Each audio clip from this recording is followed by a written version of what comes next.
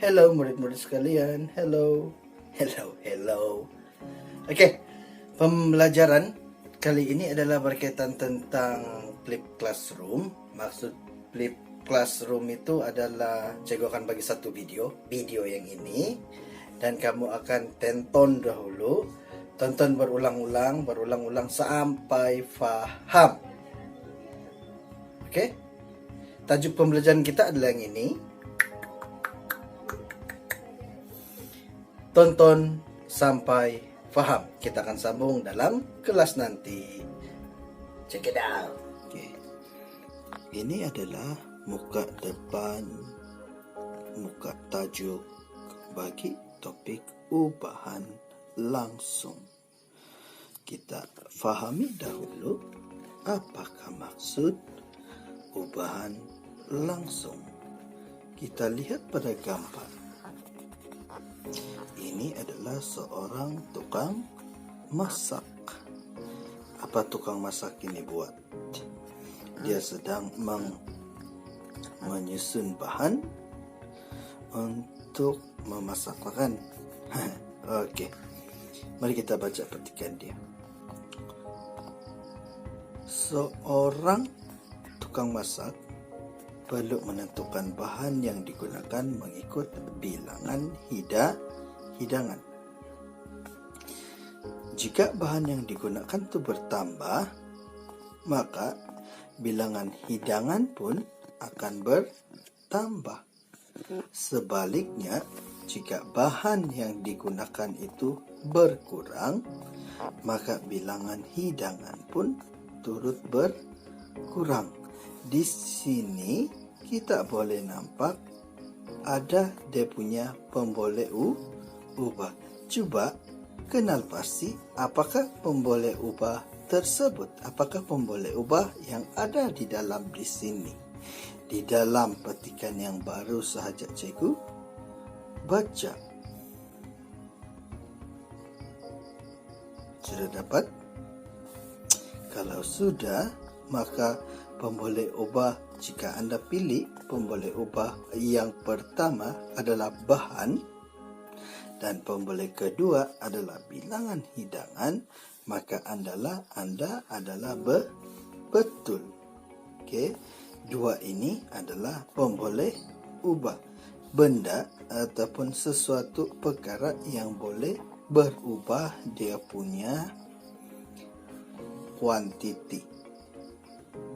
Perubahan kuantiti yang boleh kita ubah kuantiti dia, yang boleh kita kawal, boleh kita banyakkan, boleh kita sikitkan. Okey, kalau kita tengok dia punya bahan ini kita boleh tambah, boleh kita kurang. Begitu juga dengan bilangan hidangan. Ini kita tidak boleh kawal lah, sebab yang ini berkait rapat dengan bahan. Bilangan hidangan ini berkait rapat dengan bahan. Okey, kita tengok pula dia punya perkaitan. Okey, dalam ubahan langsung kita boleh tengok bahawa jika pemboleh ubah yang pertama itu bertambah, maka bilangan hidangan pula cikgu ulang. Jika pemboleh ubah yang pertama ini sudah bertambah, maka pemboleh ubah yang kedua pun akan bertambah. Nampak perkataan bertambah?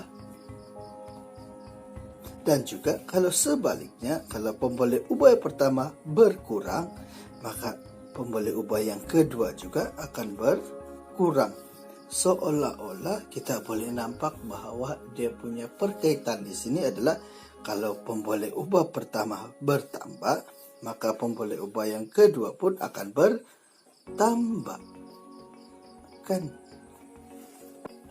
Cikgu rasa kamu sudah faham apakah maksud ubahan langsung. Nanti kita akan pergi kepada dia punya tajuk. Cuma cikgu mau idea kamu dalam fikiran kamu sekarang ini adalah kalau yang pemboleh ubah pertama bertambah, maka yang bilangan kedua, pemboleh ubah kedua pun akan bertambah. Okey, mari kita tengok petikan yang kedua.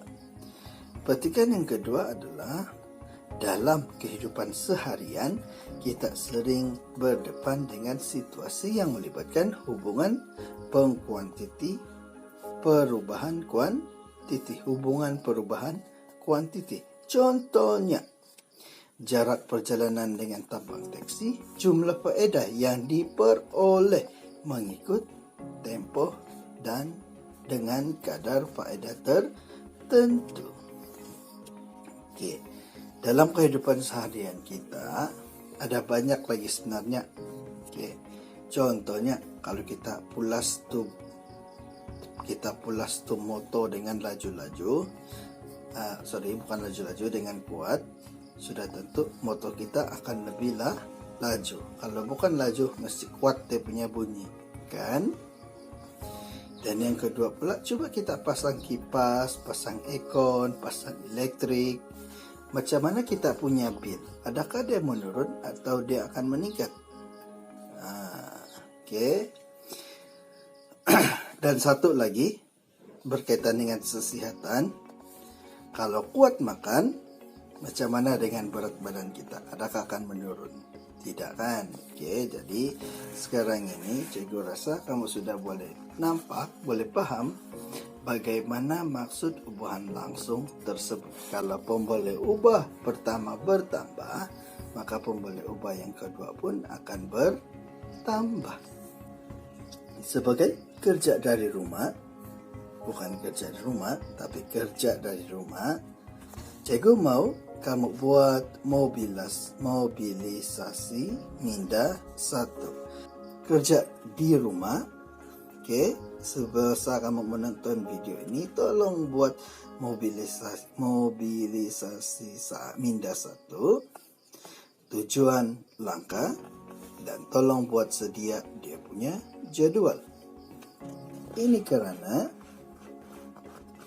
akan ada perbincangan. Ini cikgu mau kamu boleh berchat sesama sendiri ataupun buat sendiri pun tidak apa.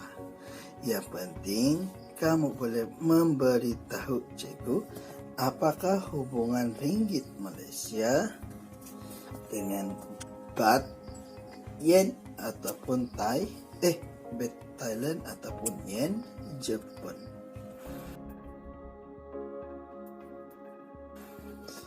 Okey, kalau kita perhatikan selepas kamu buat aktiviti tadi, hasil daripada mobilisasi minda 1 didapati bahawa perubahan dalam jumlah ringgit Malaysia RM yang ditukar menyebabkan perubahan yang sepadan dengan jumlah dolar Singapura, baht Thailand, yen dan yen Jepun.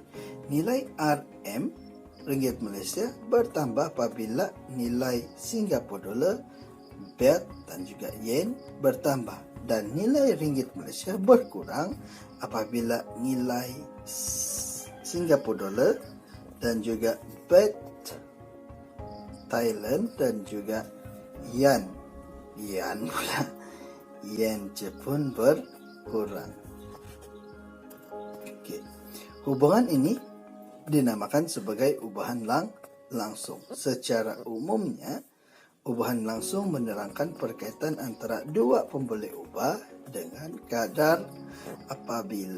keadaan apabila satu pemboleh ubah Y bertambah, maka pemboleh X juga bertambah pada kadar yang sama, dan sebaliknya.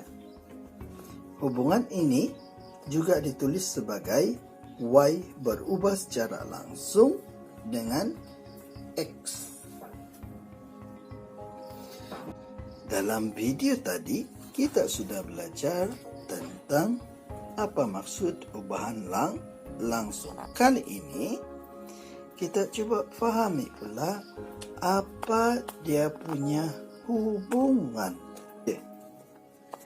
Untuk dalam kelas nanti, cikgu mau kamu pilih dahulu sebagai kerja di rumah lagi satu kali. Coba kamu pilih dahulu mana-mana yang kamu suka.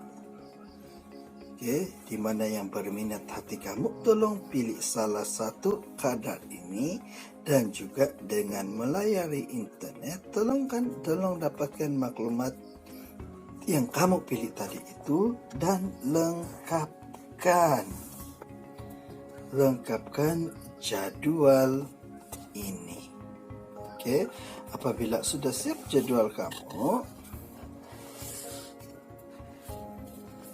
cikgu mau kamu buat dia punya perbincangan. Tolong jawab terus, dan bila di kelas nanti kita akan buat pula.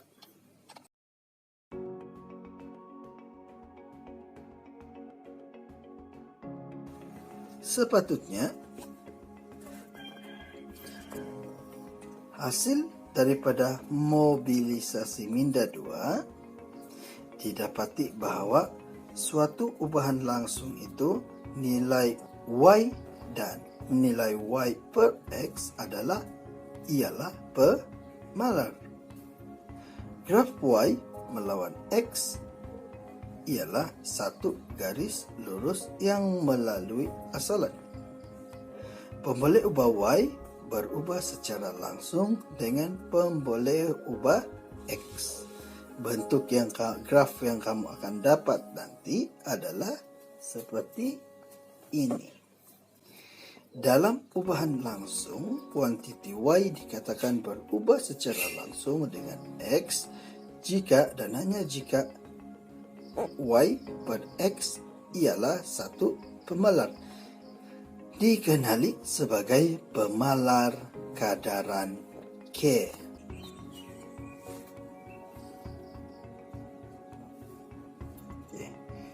Nilai perkadaran antara nilai K dengan konsep perkadaran adalah ini. Kita dapati bahawa nilai K itu sama juga Y1 per X1, Y2 per X2, Y3 per X3, Y4 bagi X4. Nilai mereka semua adalah sama. Kalau kita tengok pada bahagian graf pula nanti, sebenarnya Y1 per X1 itu adalah kecerunan, dengan syarat perkaitan ini hanya akan benar jika garis lurus melalui asalan. Asalan itu adalah opsi O.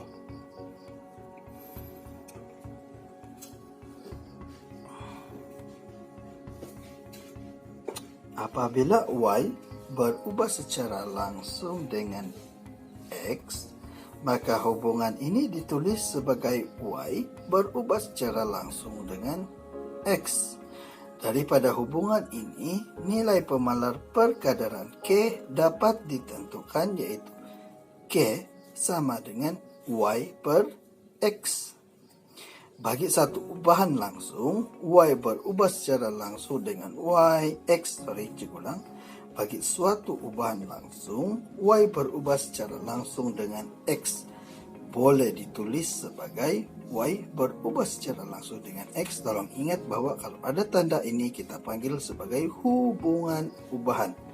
Jika ada sama dengan Y sama dengan KX, yaitu bentuk persamaan. Dan tolong fahami bahawa dengan keadaan K ialah pemalar. Terima kasih kerana menonton. Cikgu rasa kamu semua sudah paham kan? Terbaik, mantap. Jumpa lagi. Bye-bye.